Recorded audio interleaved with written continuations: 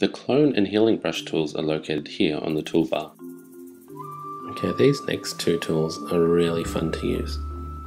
It's the clone stamp tool and the healing brush tool. I'm going to show you the clone stamp tool. I'm just going to zoom in a little for this. And what I'm going to do is I'm going to clone one of these little stems up here, and I'm going to put it in a different location. So I'll go ahead and I'll select my brush.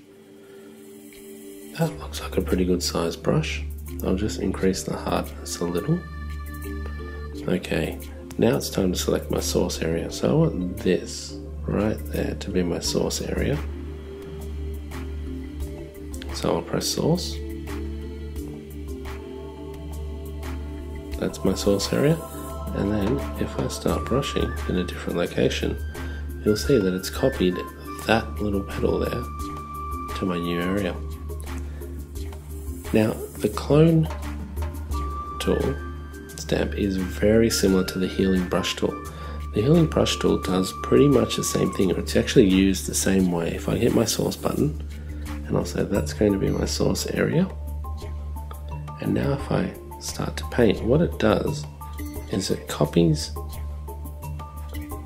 very similar to the brush, the clone stamp tool, but it actually matches the color.